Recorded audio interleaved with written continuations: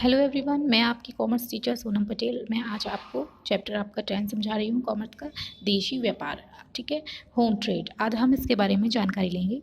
देखिए, सबसे पहले मैं आपको इसकी रूपरेखा बता देती हूँ कि अध्याय की रूपरेखा क्या है। व्यापार से आशय, व्यापार तथा वाणिज्य में अंतर, इसके प्रकार, देशी विदेशी व्यापार की तुलना, देशी व्यापार के सौदे की गतिविधि अथवा देशी व्यापार का क्षेत्र, सड़क परिवहन द्वारा माल बेचना, जल और वायु द्वारा, रेलवे द्वारा माल भेजना। ठीक है, और रेलवे मिलिट्री विनिमय साध्य प्रलेख है, इसके बारे में जानकारी लेना। ठीक है, तो सबसे पहला पॉइंट हमारा ये है व्यापार से आशय। अब देखिए, व्यापार होता क्या है।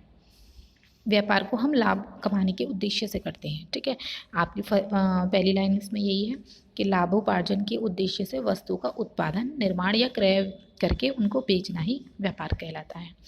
ठीक है, अब देखिए, आप भी समझते हैं इस बात को कि व्यापार खरीदना और बेचना है, यानी कि सामान का हमारा क्रय विक्रय करना है। अब देखिए, इसमें होता क्या है। व्यापार वाणिज्य का एक अभिन्न अंग है तथा उसका केंद्र बिंदु है। इसके अंतर्गत क्या होता है, जो उत्पादक होते हैं तथा सेवा देने वालों से क्रय करके, ठीक है, उनसे क्रय करा जाता है, और जो उत्पादक होते हैं और उपभोक्ता को उनका विक्रय कर दिया जाता है, यानी कि उनको सेल कर दिया जाता है। तो खरीदने और बेचने की इस प्रक्रिया को ही हम व्यापार कहते हैं, जो लाभोपार्जन के उद्देश्य से किया जाता है। अब देखिए, इसमें क्या होता है कि दो क्रियाएं सम्मिलित की जाती हैं। कितनी? दो। कौन कौन से इसमें मस्ट है? क्रय और विक्रय। ठीक है, यानी कि परचेस करना और सेल करना। अब व्यापार का जो मुख्य उद्देश्य है वो भी लाभोपार्जन करना है। अब देखिए, इसमें आपको एक पीटरसन और प्लाउमैन के अनुसार की एक आपको डेफिनेशन दी हुई है, इसको मैं बताती हूँ आपको। व्यापार से आशय उस क्रिया से है जिसमें विभिन्न व्यक्ति उपयोगी वस्तुओं और सेवाओं का पारस्परिक लाभ के लिए विनिमय करते हैं। ठीक है, अब आपकी नेक्स्ट है, देखिए, व्यापार तथा वाणिज्य में अंतर। देखिए, इसका आशय क्या है व्यापार का? लाभोपार्जन के उद्देश्य से ही क्रय विक्रय को व्यापार कहते हैं। ये बार बार आपकी लाइन आ रही है और आपकी ये मस्ट लाइन है। वाणिज्य के लिए देखिए, यहाँ पर कह रहे हैं कि वस्तुओं की क्रय विक्रय विनिमय और वितरण को ही क्रय विक्रय और विनिमय करना, ठीक है, और वितरण को ही क्या कहते हैं? वाणिज्य कहते हैं। अब देखिए, धारणा। व्यापार एक संकुचित धारणा है। संकुचित, ठीक है, एक छोटा रूप हो गया इसका। व्यापार एक संकुचित धारणा है, इसका एक छोटा रूप है। और वाणिज्य क्या है? एक विस्तृत धारणा है, यानी कि वाणिज्य का जो स्वरूप है वो काफ़ी बड़ा है। देखिए, व्यापार वाणिज्य की आधारशिला है और वाणिज्य का विकास व्यापार की प्रगति पर निर्भर करता है। अब नेक्स्ट है आपका व्यापार का प्रादुर्भाव। वस्तु विनिमय से हुआ है। ठीक है, इसका उत्पन्न जो हुआ है वस्तु विनिमय से हुआ है। किसका? व्यापार का। अब देखिए, वाणिज्य का उद्गम जो व्यापार से हुआ है, यानी कि जो वाणिज्य का स्रोत है वो व्यापार से है, यानी कि दोनों ही एक दूसरे पर डिपेंड करते हैं। व्यापार का विकास मुद्रा के माध्यम से हुआ है और वाणिज्य का विकास उद्योगों की सतत प्रगति के परिणाम स्वरूप है। ठीक है, अब व्यापार के प्रमुख अंग क्रय एवं विक्रय हैं। ये आपको सबसे आपकी इम्पोर्टेंट लाइन है। व्यापार के जो अंग हैं वो क्या है? क्रय और विक्रय करना। और वाणिज्य के प्रमुख अंग हैं व्यापार एवं व्यापार के सहायक हैं। वाणिज्य के प्रमुख अंग व्यापार एवं व्यापार के सहायक अंग हैं। अब देखिए, इसमें भी दो प्रकार होते हैं। कौन कौन से? देशी व्यापार और विदेशी व्यापार। देशी व्यापार कैसे? जैसे हमारा नॉर्मल हमें अपने स्टेट में करना, हमने हमारे अपने इंडिया में हो गया, यानी कि होम ट्रेड।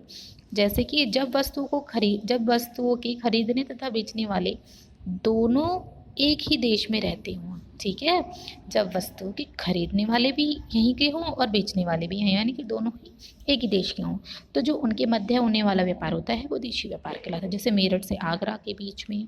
ठीक है, और अब आपका नेक्स्ट क्या है? इसके देखिए भेद हैं। देशी व्यापार के भेद क्या क्या हो गए? इसके 3 प्रकार के भेद हैं। जैसे स्थानीय आधार पर, यानी कि लोकल ट्रेड हो गया। ऐसे व्यापार जो किसी स्थान विशेष तक ही सीमित होते हैं, जैसे साग सब्जी दूध दही हमारे यहीं पे मिलती हैं, इस तरीके से ये लोकल ट्रेड हो गया। स्टेट ट्रेड हो गया आपकी राज्य व्यापार का। जैसे ऐसा व्यापार जो केवल एक राज्य की सीमा तक ही सीमित हो। ठीक है, इसका भी एक लिमिट होती है, जैसे मुजफ्फरनगर, मेरठ, एटा, लखनऊ, आपके इसमें काफ़ी सारे ऑप्शन दिए हुए हैं।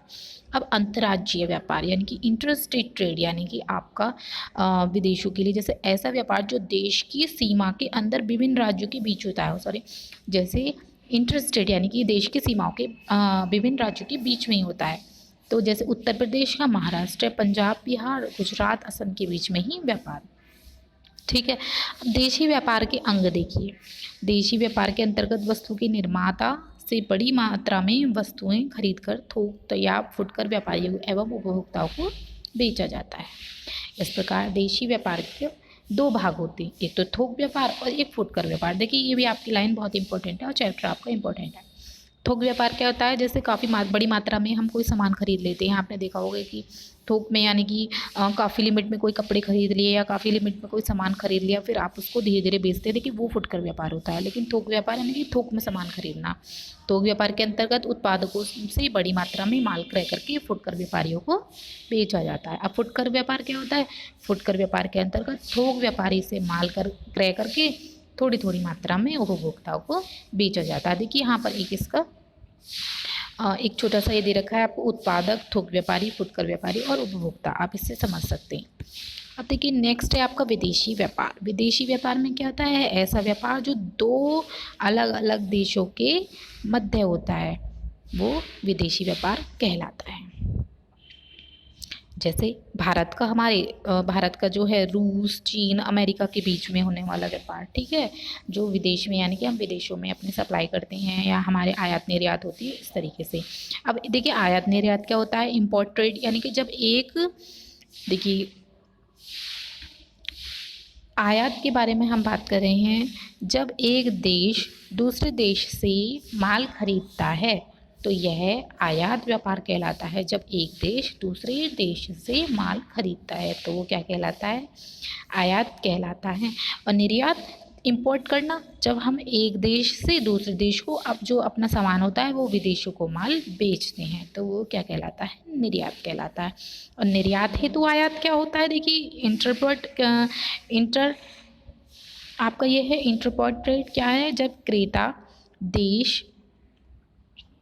क्रेता देश द्वारा वस्तुओं का आयात स्थानीय उपयोग के लिए न करके विदेशों को निर्यात करने के उद्देश्य से जो किया जाता है, ऐसा व्यापार निर्यात हेतु आयात कहलाता है। देखिए आज मैंने आपको इतना चैप्टर समझाया है। अगर इस बीच में आपको कोई प्रॉब्लम होती है, कोई डाउट है तो आप मेरे से क्लियर कर सकते हैं। ओके।